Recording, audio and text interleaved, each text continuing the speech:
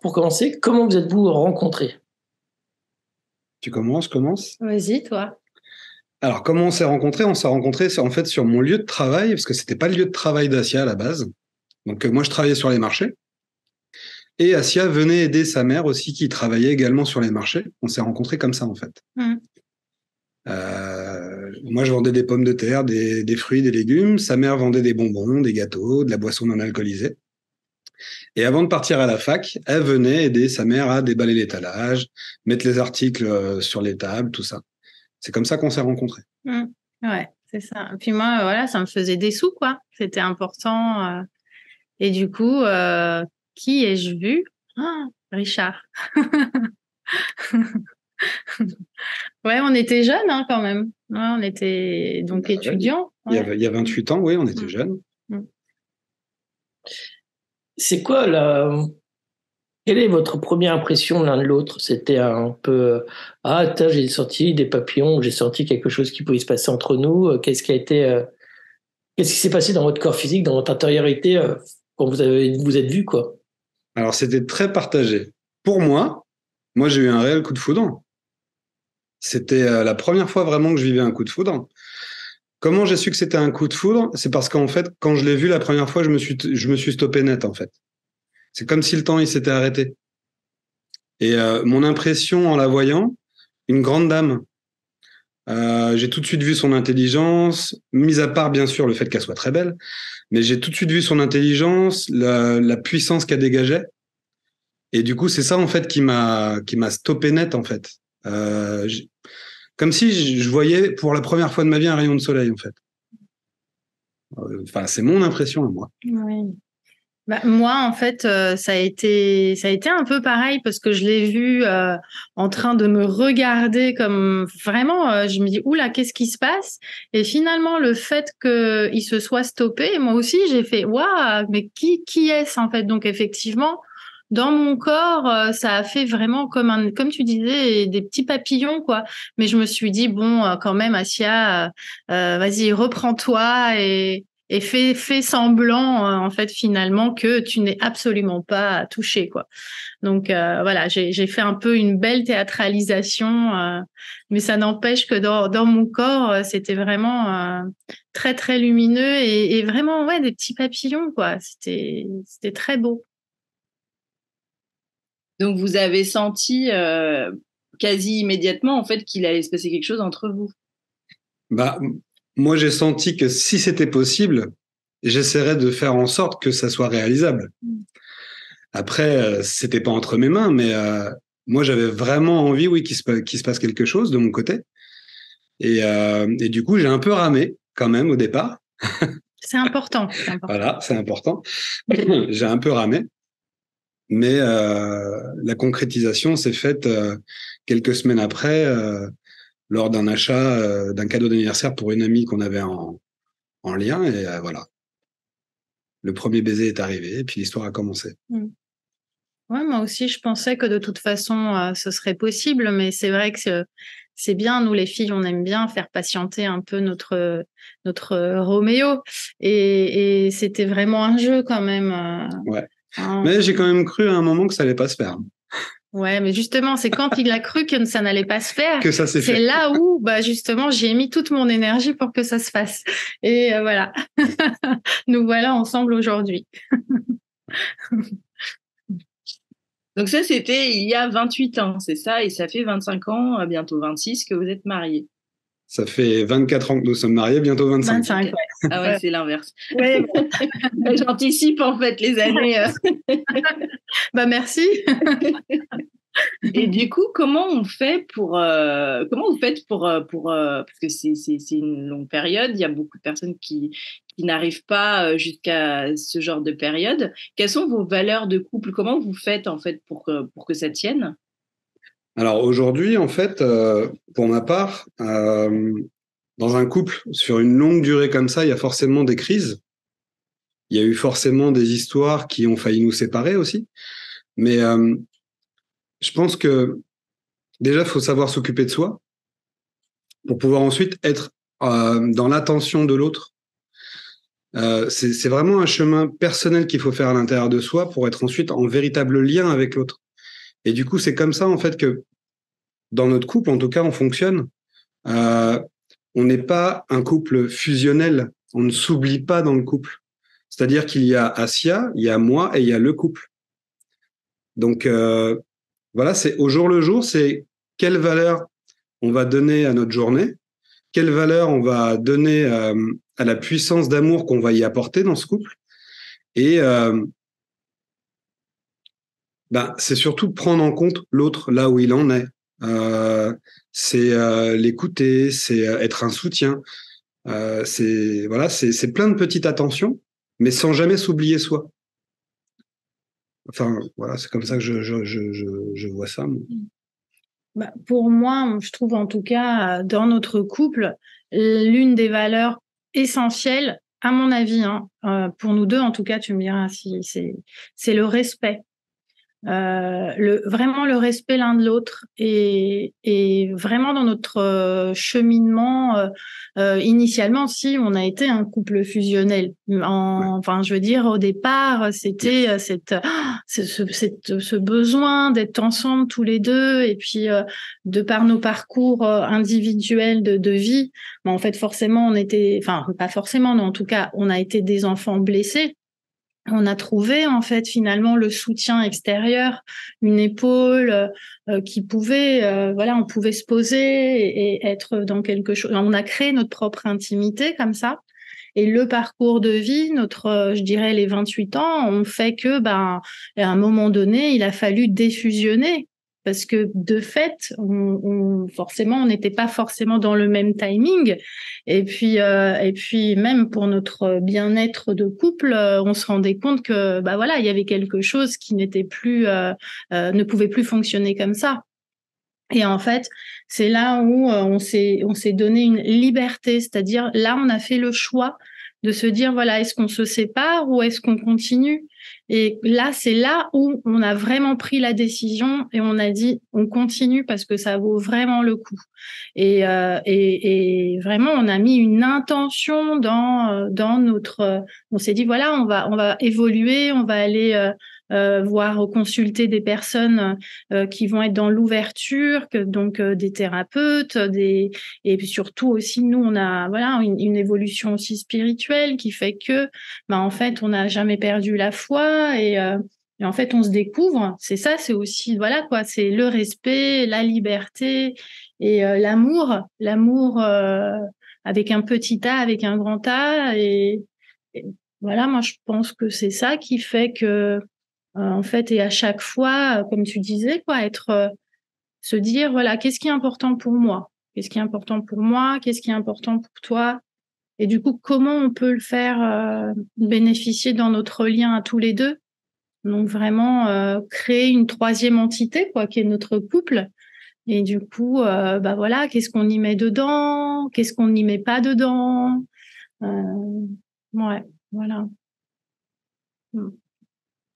Donc au final, dans votre couple, il y a beaucoup de communication en fait. Énormément. C'est vraiment primordial la communication. Parce que beaucoup de couples qu'on rencontre, qui se séparent, etc., en général, le déclencheur de la séparation, c'est vraiment le manque de communication. Où on ne s'écoute plus, où on ne se regarde plus. Parce que la communication peut passer par le regard. Juste se regarder un instant vraiment dans les yeux. Et des fois, il n'y a même pas besoin de dire un mot. Voilà, pour moi, vraiment, regarder l'autre, lui parler, l'écouter, c'est vraiment important. Et je pense que ça nous a aidés justement à cheminer et à faire que nous soyons toujours ensemble, en fait. La communication est primordiale. Ouais, je pense aussi ça. C'est essentiel. Et puis même parfois quand on est dans le métro boulot dodo, même du couple, en fait, oui, c'est comme ça, c'est la vie. C'est-à-dire qu'il y a aussi cet espace de une espèce d'habitude. Et finalement, s'accorder des temps de pause et de se dire là on va se rencontrer. Et en fait, c'est essentiel pour moi. Je trouve que comme tu disais, rien que se regarder, parce qu'en fait, il y a des moments où on est dans notre fonctionnement automatique, mais et par contre, je dis ah tiens, je l'ai pas regardé en fait. Ça fait combien de temps que je l'ai pas regardé vraiment? Et du coup, bah voilà, prendre le temps du regard, rien que ça, déjà, moi je trouve que ça change, ça nous pose, ça nous met dans une temporalité qui est autre. Et voilà, c'est ouais.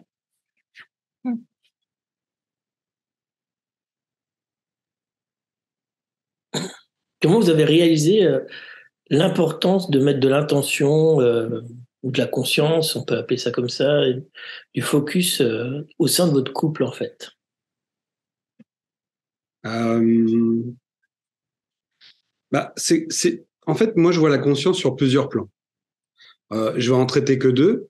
Il y a l'horizontalité et la verticalité. Quand on fait quelque chose, sans y mettre de conscience, par exemple, je sais pas moi, couper des légumes, il suffit qu'on n'y mette plus de conscience, qu'on fasse ça de façon automatique, du coup, on va se couper. Et si on y avait mis un peu plus d'attention, si on avait porté notre conscience sur ce qu'on fait, c'est comme un focus. Du coup, on va faire attention à ce qu'on fait. Et on risque beaucoup moins de se couper pour le coup. Ben en fait, c'est ça. Y mettre de la conscience, c'est en fait enlever tout ce qui est parasitaire autour de nous, comme si en fait on se réassociait réellement à nous-mêmes. Parce que généralement, quand on est débordé par ce qu'on a à faire, on se dissocie un petit peu de toutes les tâches qu'on a à faire. Et du coup, la conscience n'est plus vraiment portée sur ce qu'on voudrait faire réellement, mais elle est diffusée. Donc du coup, en fait, on met de la conscience sans en mettre réellement, on s'investit plus. Il n'y a plus d'investissement. Ben, mettre de la conscience dans le couple ou mettre de la conscience dans ce qu'on fait, c'est pour le coup, pour moi, un investissement. On s'investit réellement à ce qu'on fait, à la temporalité dans laquelle on vit. On se dissocie pas. Du coup, la conscience dans un couple, c'est hyper important parce que du coup, on va porter de la conscience sur ce qui est à l'intérieur de nous, le monde émotionnel, comment on vit cette journée, voilà, comment je me sens, etc. Et puis du coup, vu qu'on est à 100% avec nous-mêmes, ben tiens, comment il est l'autre aujourd'hui? Est-ce que je lui ai prêté attention? Est-ce que je lui ai dit, je sais pas moi, bonjour, comment ça va? Et du coup, je vais être vraiment là pour sa réponse. C'est pas un bonjour, comment ça va, puis en fait, je passe à autre chose. C'est un bonjour, comment ça va, mais j'attends une réponse. Et du coup, c'est comme s'il y avait vraiment une reliance entre les deux consciences. Parce qu'on est vraiment, du coup, à 100% avec l'autre. Le plus important, c'est, voilà, l'instant du moment présent. Je vais poser une question, j'attends une réponse. Et puis, du coup, c'est pas que la réponse que je vais avoir, pour le coup. Je vais avoir aussi son ressenti dans le fait de comment elle va me répondre. Je vais avoir une atmosphère, une ambiance. Tu vois? Et du coup, bah là, on monte dans la verticalité.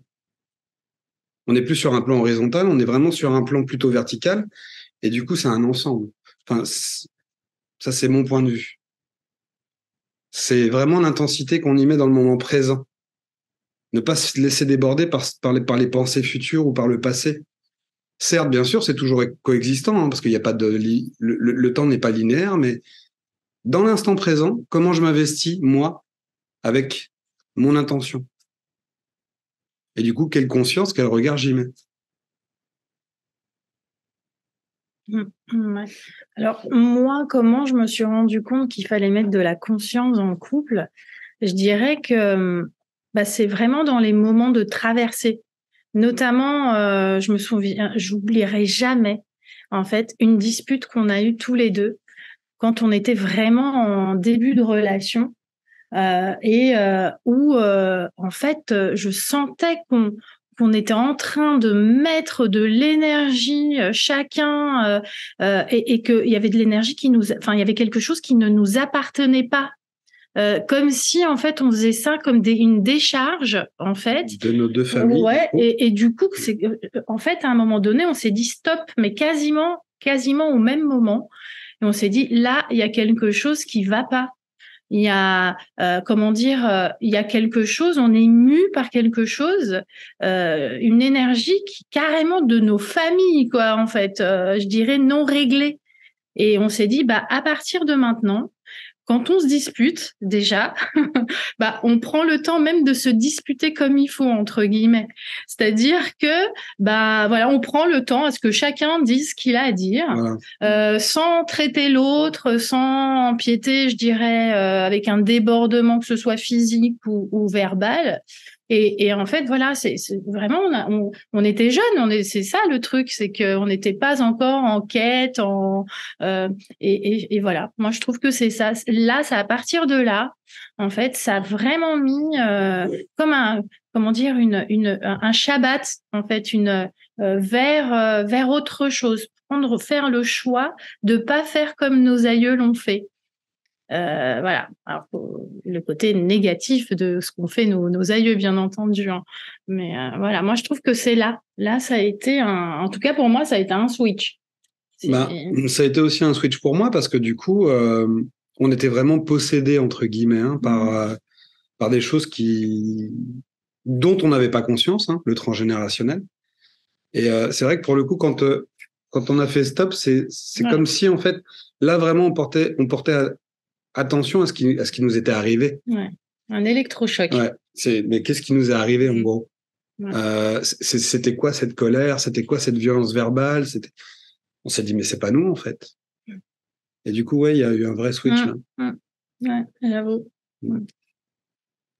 Et du coup, c'est ça, vous avez senti le poids des clans, le poids des liens. Et donc, tu disais, Assia, maintenant, quand vous vous disputez, vous prenez le temps de vous disputer. Donc, vous enlevez les parasites. Exactement. Ouais, exactement. C'est-à-dire qu'on va pas, par exemple, se disputer quand on est dans la voiture. Tu vois? C'est-à-dire qu'on se dit, écoute, là, c'est pas le moment. On en parle juste après s'il le faut, mais je veux dire, moi, j'ai pas envie qu'il y ait un accident ou, enfin, bref. Donc, même le choix de la dispute, moi, je trouve que c'est important, quoi, d'être en conscience on va se disputer. Bah, du coup, on part pas du même endroit. Je trouve à l'intérieur de nous, tu parlais, François-Xavier, de comment tu te sens dans ton corps. Bah, en fait, c'est exactement ça. C'est-à-dire que moi, je trouve que même la dispute, quand ça part comme ça, de manière inconsciente, enfin, de manière non gérée, bah, en fait, c'est comme si moi, j'étais pas dans mon corps, mais que j'étais à l'extérieur. Alors que quand on se rend compte que finalement, on a besoin de se disputer, de faire une mise au point ou autre, bah, l'objectif, c'est attends, on prend le temps, je reviens à moi, Richard revient à lui dans son corps et puis ensuite on y va. Bah là, généralement, ça se passe plutôt bien, quoi. Puis ça dure pas longtemps, en fait. Après, on se rend compte que c'est pas vraiment une dispute. On a un désaccord et du coup, en fait, on a un vrai dialogue. Il y a pas de débordement émotionnel. Il y a pas de ton qui monte. Ça arrive. Moi, non. Ah, ça arrive. Moi, parce que moi, j'avais une tendance à monter le ton. Moi, le ton ne monte plus. Alors après, c'est parce qu'on est en désaccord que ça va changer la donne. On peut rester aussi sur chacun de nous sur notre rive. Mais malgré tout, on s'est entendu. Ouais. Et puis moi, je trouve aussi que pour le coup, bah, la dispute, elle est, comment dire, bonne conseillère. En tout cas, moi, je prends mes petites affaires, je m'en vais et puis je réfléchis de mon côté et puis toi aussi. Tu réfléchis de ton côté et puis en fait après bah on arrive vraiment à un accord et puis vraiment on prend le temps de se dire écoute je suis désolée enfin voilà et puis du coup en fait on passe un cap et qui nous permet d'autres ouvertures, d'autres comment dire des points de vue dont on n'avait même pas pensé parfois même. Et voilà, la solution même parfois arrive comme ça, parce qu'on a pris le temps, on n'a pas tout de suite acté ou dit des choses. Voilà, c'est comme ça, c'est pas autrement. Et vraiment, c'est en mouvement. C'est toi qui parlais aussi. Voilà, on est en perpétuel mouvement et accepter qu'on est vivant et que même notre entité de couple elle est vivante et que elle évolue, mais c'est même grâce à ça.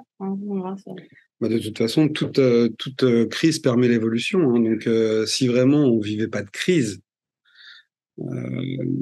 c'est comme s'il n'y avait pas de vie pour le coup. Ce serait vraiment comme un cœur qui est en asystolie. Tu vois. Donc, oui, en fait, c'est une véritable respiration pour le coup. Ouais, puis accepter que l'autre, il n'est pas forcément en même point que moi-même, n'est-ce pas? Voilà. Mais ça n'empêche pas au final d'être toujours dans cette joie et dans cette euphorie de cette relation au final.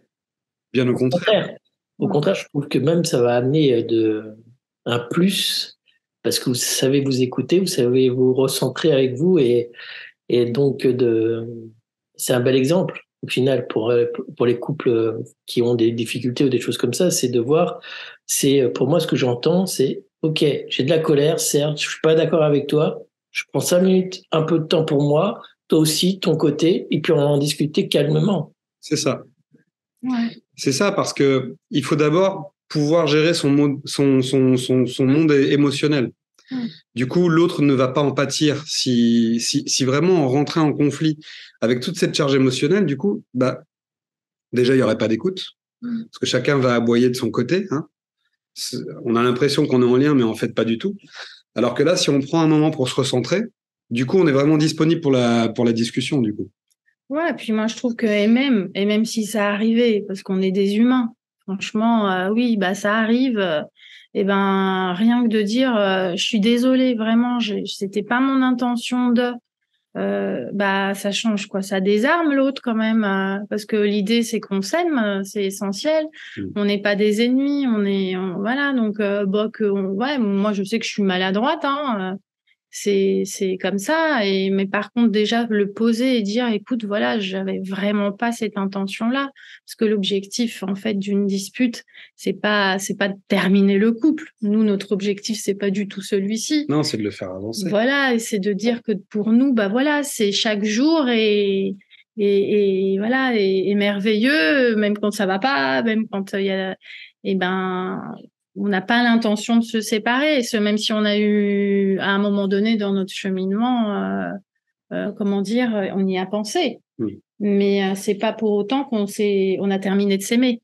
Donc voilà quoi, on a cette chance, moi je trouve en tout cas, moi vraiment je remercie la vie, je remercie ce qu'il y a de plus grand, en fait d'avoir comment dire cette chance, cette opportunité d'avoir un couple, d'être nous deux en couple, et en même temps d'avoir de l'amour dans notre couple. Voilà. Et du coup, on nourrit cet espace, quoi. On prend le temps. Et dans notre quotidien, on n'a pas forcément tout le temps, mais voilà, on se réserve des moments, quoi. On se dit, allez, maintenant, là, on n'a pas eu le temps. Mais sans se juger, alors qu'avant, on avait quand même tendance à se juger, quoi. Ouais, toi ci, toi ça. En fait, maintenant, je crois qu'on devient sage, on devient avec le temps, on devient vieux, peut-être, je sais pas, On est encore je plaisante. Mais non, mais vraiment. Je sais pas, il y a une espèce peut-être de maturité. Je plaisantais quand je disais ça, bien sûr. Mais ouais, je vais rebondir sur ce qu'a dit Asia à un certain moment. Savoir aussi s'excuser. Quand on attaque, mais que l'attaque n'est pas justifiée. En fait, c'est juste quelque chose qui nous perturbe et puis d'un seul coup, il suffit juste d'une étincelle que l'autre fasse pour en fait nous laisser déborder. Bah, c'est vraiment y porter. Du coup, on y revient à la conscience. Mince, pourquoi j'ai réagi comme ça? Et du coup, revenir vers l'autre et s'excuser parce que finalement, ça lui appartenait pas. Et du coup, reprendre ce qu'on lui a donné par maladresse et se le réapproprier et se dire bah tiens, j'ai encore ça encore à travailler, mais c'est bien que je m'excuse de montrer à l'autre qu'en fait c'était pas juste. Je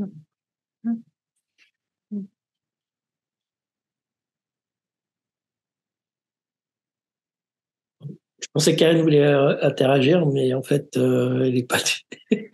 Non, j'avais une question, mais je sais pas trop comment la tourner, donc c'est pour ça que j'étais un peu en.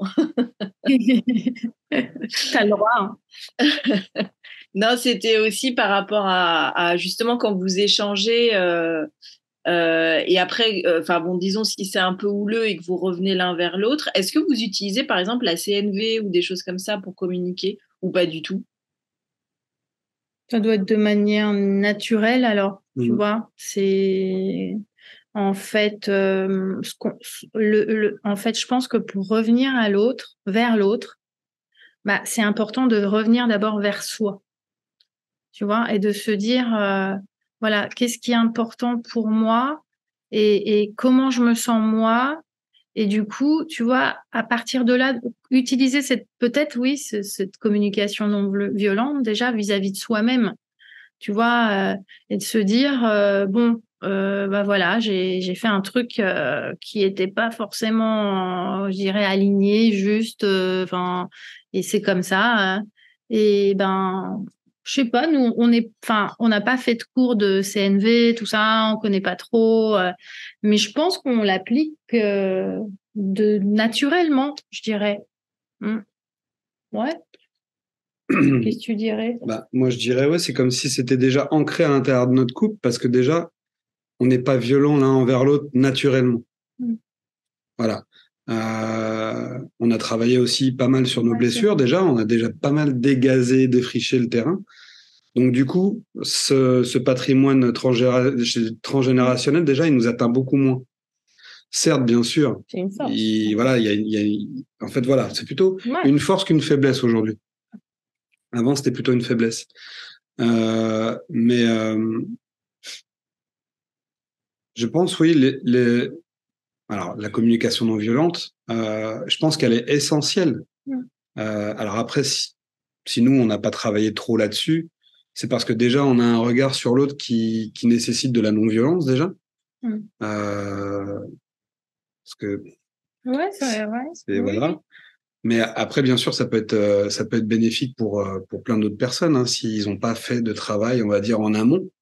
Déjà, apprendre la conversation non violente, ça peut les aider à gérer un petit peu les chaos, les crises. Mais oui, non, nous, ça se fait plutôt de façon naturelle. On voit qu'il y a une limite à ne pas atteindre. Voilà. Ouais. Et quand la limite a été atteinte, bah, du coup, oui, il y a un retour vers soi. Et du coup, bah, c'est comme si on prenait la température. Qu'est-ce qui se joue à l'intérieur? Et du coup, ça fait baisser la tension. Et on revient après, malgré tout, pour discuter, soit pour s'excuser, soit pour faire comprendre ce qui se joue à l'intérieur de nous. Et comme ça, bah, du coup, l'autre aussi, il comprend ce qui s'est passé. Il sait que ça vient pas de lui ou que ça lui appartient pas. Parce que c'est facile voilà, il y a un conflit, tout le monde se balance ce qu'ils ont à se balancer en travers la figure, et puis du coup, on laisse ça comme ça. Du coup, c'est là où le pourrissement il se fait pour le coup, et l'autre n'a pas forcément compris ce qui s'est passé. Donc du coup, de revenir à soi, d'aller chercher un petit peu qu'est-ce qui nous traverse, qu'est-ce qui nous travaille, et de revenir échanger avec l'autre cet état émotionnel.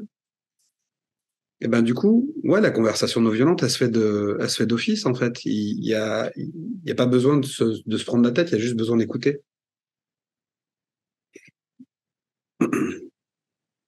Ouais, je suis d'accord avec toi en fait, hein, parce que simplement t'exprimes ce que tu ressens, quoi, ce qui s'est passé, c'est juste ça.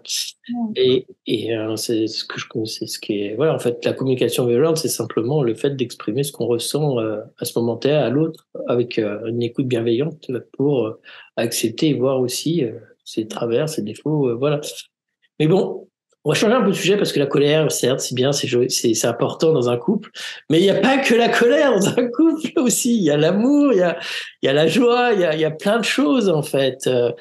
Et donc, je pense que ces moments-là, d'accord, la colère va permettre de grandir, de faire plein de choses, mais est-ce que ça fait dans le couple, il y a cette partie de raviver un peu cette flamme? Est-ce qu'il y a une importance aussi dans cette dans la conscience, c'est voilà, de mettre de l'importance, de ranimer cette flamme, de refaire, je sais pas, de porter des attentions, comme tu disais, hein, dire bonjour, en faisant vraiment être présent avec la personne, c'est rien que ça, c'est chouette. Il y a ça, tu disais, ouais, je regardais Richard, et ben ouais. Ce qui a une importance, ça quand même aussi à mettre un petit étincelle, quoi, on va dire. Bien sûr que c'est important. Moi, par exemple, tous les jours quand je pars au travail, il n'y a pas un jour, même si je sais qu'elle dort, où je ne l'embrasse pas avant de partir. Tous les jours, je l'embrasse avant de partir.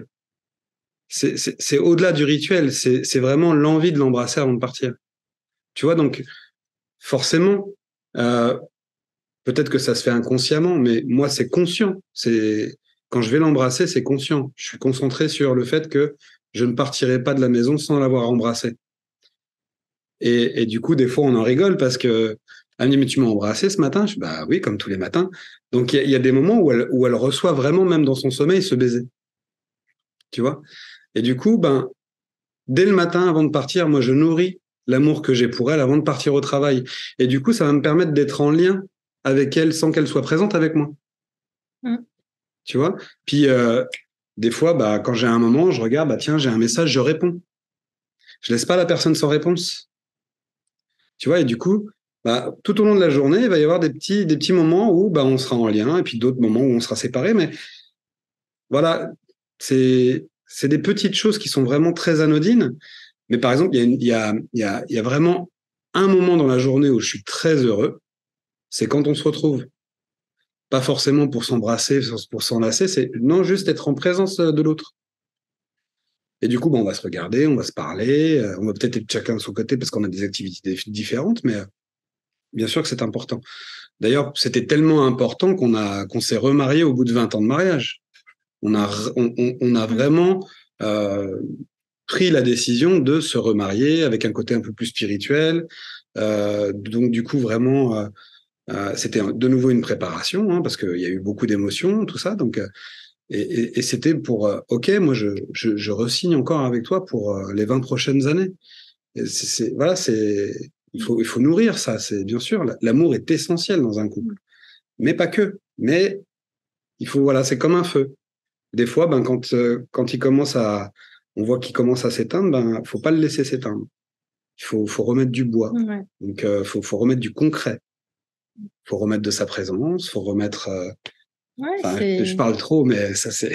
Non, mais c'est exactement ça. J'allais donner le même exemple, mais c'est en fait même parfois quand on va pas super bien chacun, en fait, ou même, je vais parler de moi quand même. Quand je vais pas bien, en fait, je sais que je peux avoir foi dans le couple et du coup, parfois, je me connecte à cette énergie, à ce feu de ce couple-là, en fait, de notre couple. Et du coup, je me dis, voilà. Et puis quand c'est notre couple qui va pas forcément super bien, il est un peu en mode, c'est mon feu à moi qui va donner de l'énergie et vice versa. Donc oui, il y a des intentions à avoir, les joies qui sont présentes, aussi. Moi, j'essaye en tout cas de les engrammer dans ma mémoire. Voilà, pour que quand il y a des traversées, et si jamais il y en avait encore, aussi de savoir pourquoi je suis avec lui, pourquoi il est avec moi. Voilà, et c'est important de nourrir ce que tu disais, François-Xavier, oui, aussi d'engrammer les bons événements, les bonnes émotions, et du coup, d'y mettre une intention et de se dire, waouh, ça, c'est de l'énergie aussi qui est magnifique. Voilà. C'est ça, chacun apporte sa pierre à l'édifice pour faire monter. Et chacun, c'est ça, chacun apporte sa pierre à l'édifice. J'aime bien ce que tu as dit. Du coup, ça montre bien qu'on est deux entités complètement différentes et on a deux énergies totalement différentes. Et du coup, que chacun, avec sa propre individualité, amène quelque chose et ça devient quelque chose comme de la magie, quoi. Comme on fait une petite recette et waouh, j'aime bien ça. J'aime bien ce que tu as dit. Oui, puis c'est comme en fait les deux piliers d'un temple. Tu vois, le couple, ce serait le temple. S'il manque un pilier, du coup, le temple va s'écrouler. Donc, il faut vraiment que les deux piliers soient bien là, bien positionnés, bien présents. Et du coup, le temple, du coup, on va pouvoir y mettre tout ce qu'on veut à l'intérieur. Micro, c'est super bien dit. C'est très, j'aime beaucoup. Et pour amener vers la question de la fin, toi aussi tu veux rajouter une autre question, Karine, avant que je... Non, est-ce que vous avez un message ou un conseil ou quelque chose pour pour donner aux couples qui vont, voilà, aux couples, même s'ils vont pas bien, qu'est-ce que vraiment, voilà, est-ce que vous avez, par rapport à votre vécu, ce que vous avez vécu, il y a on en a vu pas mal, hein, on en a discuté, là, on a eu plein de questions, on a vu beaucoup de choses, mais est-ce qu'il y a, voilà, quelque chose que vous voulez rajouter pour le couple qui arrive, quoi. Voilà, pour les prochains couples. Ouais, quelque chose qui à ne pas perdre de vue, peut-être. Ben, tu veux peut-être commencer? Ouais, je me permets. En fait, moi, je dirais que ne pas perdre la foi. Vraiment, ne pas oublier pourquoi on s'est choisi. Et que même si dans notre cheminement, on a vu aussi l'inverse de pourquoi on l'a choisi, mais c'est peut-être juste que c'est comment dirais-je, c'est l'autre côté de la pièce, quoi. Et que justement, en acceptant l'ensemble, bah c'est ça qui fait qu'on devient adulte dans notre couple. Et du coup, bah ouais, moi je pense que voilà, c'est ça que je dirais, ne pas perdre la foi et on a toujours le choix. Soit on peut rester tel un chien qui mord son os et qui dit c'est moi qui ai raison et du coup je reste fixé sur ça, ou alors je prends le temps de me dire il y a peut-être quelque chose aussi qui m'appartient et il y a peut-être quelque chose que je dois aller moi-même regarder finalement à l'intérieur et du coup par contre y mettre du positif dans le couple. Voilà, ce sera ça le conseil. Je ne sais pas si j'étais très claire, mais voilà. Moi, ce que je pourrais rajouter, bien sûr, au début d'un couple, c'est fusionnel, etc. Ensuite, il se peut qu'on arrive dans une désillusion parce que la personne avec qui on est, finalement, elle n'est pas celle qu'on croyait. Mais voilà, à partir du moment où on a ce sentiment de désillusion, c'est bien de commencer à faire le travail pour le coup, pour pas que cette énergie d'amour descende encore plus bas. Ce serait pour moi la première crise. Voilà, la désillusion serait la première crise. Et en fait, commencer à prendre conscience qu'on aime l'autre pour qui il est et pas pour ce qu'on voudrait qu'il soit. Voilà. Et du coup, c'est ça qui va permettre au couple de pouvoir évoluer pour le coup, parce qu'on va vraiment se rencontrer. Voilà. Si on perd de vue qu'on voudrait changer l'autre parce qu'on voudrait qu'il corresponde à ce qu'on veut qu'il soit, on est dans l'erreur. Si on fait l'inverse, si on accepte qui il est, du coup, on va aussi accepter qui nous sommes. Et la rencontre va vraiment pouvoir se faire. Et du coup, pendant les périodes de crise, comme disait Assia, ne jamais perdre la foi. Parce qu'en fait, c'est un chemin qu'on fait à deux. Certes, des fois, il va y avoir des bifurcations. Hein. On va prendre chacun notre route. Pas forcément une séparation, hein. C'est pas ce que ça veut dire, mais on va avoir des points de vue, des orientations différentes. Mais malgré tout, à chaque fois qu'il y a une petite séparation par rapport à ce chemin, on se retrouve malgré tout. Puis on se rend compte que l'autre, il a évolué, que nous aussi, on a évolué, et que comme si on faisait un pacte. Est-ce qu'on est OK pour continuer ensemble? Ouais, on est OK. Non, on n'est pas OK. Voilà. Au moins, il y a vraiment un sens commun dans comment on veut évoluer, nous, dans le couple et avec l'autre. Voilà. Donc, ne cherchez pas à changer l'autre. Voilà, c'est ce que je dirais. Rencontrez vraiment qui il est ou qui elle est. Voilà. Je me permettrais juste de rajouter avec ce que tu as dit. En fait, moi, ça me fait penser finalement que dans la difficulté ou dans comment dire ce qui nous arrive de beau, c'est pas comme un cercle en fait. C'est pas quelque chose. La vie, c'est pas un cercle. C'est pas justement le fameux métro boulot dodo dont je parlais, mais que c'est une spirale en fait. Et que justement, la conscience fait que on monte, et la vie, c'est pas métro boulot dodo. Certes, on vit ensemble, mais c'est riche, quoi. Voilà, on passe à autre chose, tout en étant nous-mêmes, transcender et inclure, quoi, comme dirait l'autre. Et voilà, ça m'a fait penser à ça en fait. Merci. Mais en fait, il y a une question qui me vient par rapport à ça. Est-ce que le couple est révélateur On dit souvent comme quoi, quand on est en couple, la personne qui est en face de toi va te permettre de révéler tes parties à travailler, etc. Est-ce que c'est ce qui s'est passé en vous, en fait?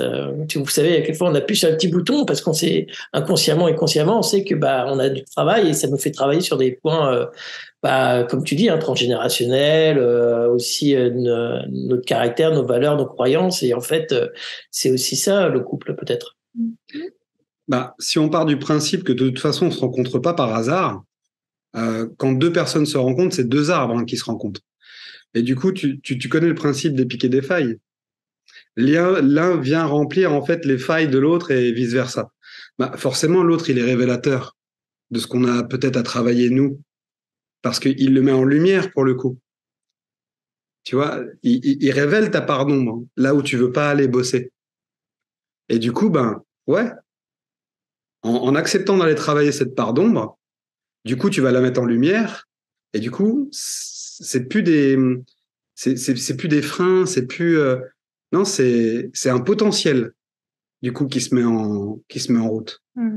Donc oui, le chemin pour ma part que j'ai fait dans ma vie, si j'avais pas rencontré Asia, peut-être que je l'aurais fait, mais sûrement pas.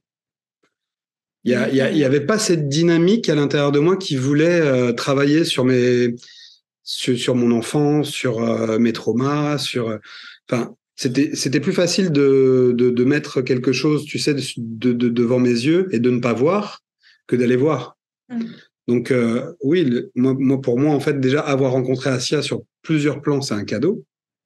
Mais en même temps, elle m'a permis d'aller voir à l'intérieur ce qu'il y avait du coup à aller ressourcer, à aller remettre un peu de lumière, à enlever de la noirceur.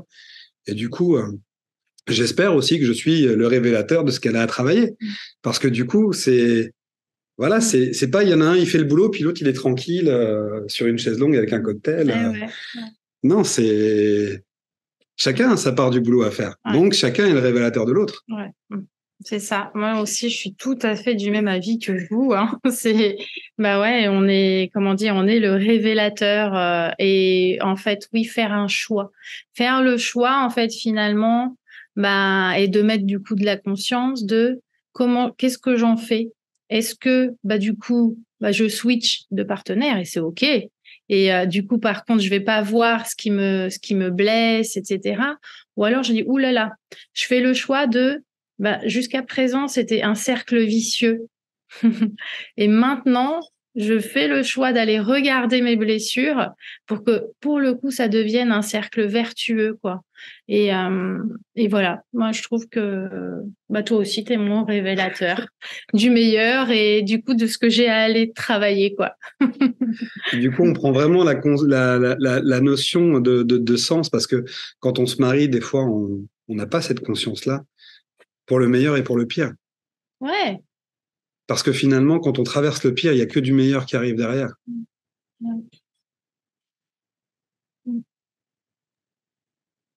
Karine, veux-tu rajouter quelque chose? Non, c'est beau. Merci.